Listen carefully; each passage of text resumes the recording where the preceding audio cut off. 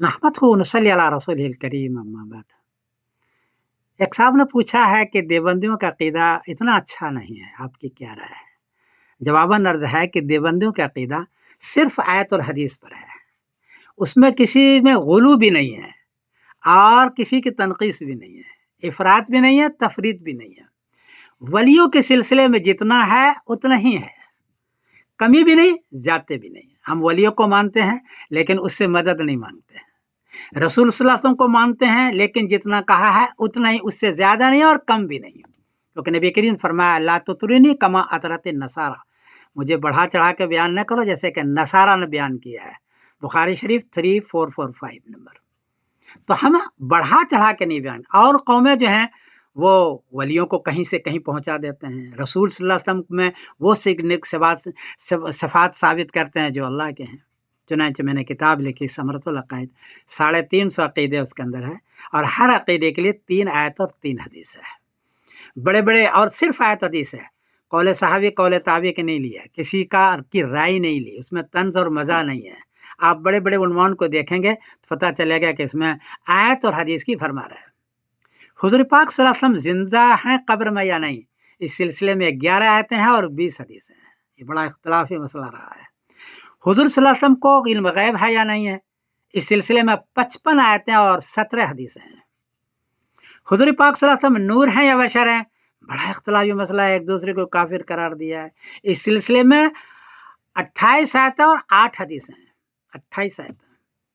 हुजूर सल्लल्लाहु अलैहि वसल्लम हाजिर नाजिर है या नहीं है, हर जगह हाजिर है या नाजिर है, ये क्या शक्ल है, इस सिलसिले में 34 आयतें और 13 हदीसें हैं। हुजूर सल्लल्लाहु अलैहि वसल्लम का इख्तियार कुल है या नहीं है तो कितना है, इस सिलसिले में 36 आयतें और 10 हदीसें हैं। 36 आयतें। अल्लाह के अलावा किसी से मदद मांगे या नहीं मांगे, वसीला है तो कितना है, कितना वसीला हम मांगे, इस सिलसिले में 38 आयतें और 4 हदीसें हैं। कब्र की जियारत करें या न करें, हम कब्र की जियारत करते हैं लेकिन कब्र से मांगते नहीं है, वहाँ चादर नहीं चढ़ाते हैं, सजदा नहीं करते हैं।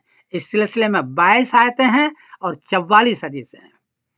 अब ये देखिए, ये 7 उन्वान है, इसमें भरमार है हदीस की और आयत की, और इसी पर हमारा अमल है। मेरी राय है कि इस किताब को उलमा पढ़ें, समरतुल अकायद को। ये 8 ज़बानों के अंदर है, ऑनलाइन है, यानी समरतुल अकायद लिखेंगे गूगल पर तो फ़ौरन आ जाएगी। इसमें अपने बच्चों को पढ़ाएं, इसमें अकीदा भी है और अकीदे के साथ दलील भी है। हर अकीदे के लिए कम से कम 3 आयतें 3 हदीस तो है, इससे ज़्यादा कम भी है लेकिन 3 आयतें 3 हदीस। इसमें इख्तिलाफी मसाइल पर आयत और हदीस की भरमार है, तो इसको पढ़ें, बहुत आसान है।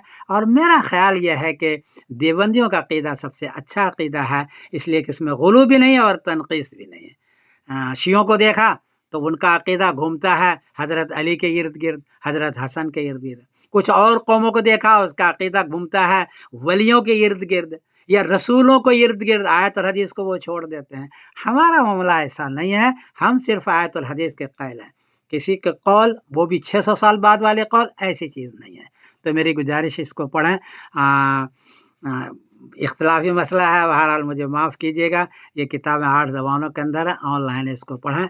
और इत्तिहाद करना चाहें तो सिर्फ आयत और हदीस है, इसलिए देवबंदी बरेलवी अहले हदीस पर इत्तिफाक कर सकते हैं। मेरी एक छोटी सी गुजारिश है। मैं समीरुद्दीन कासिम बोल रहा हूँ मैनचेस्टर इंग्लैंड से, गलती हुई तो माफ़ कर देना। अस्सलाम वालेकुम व रहमतुल्लाहि व बरकातहू।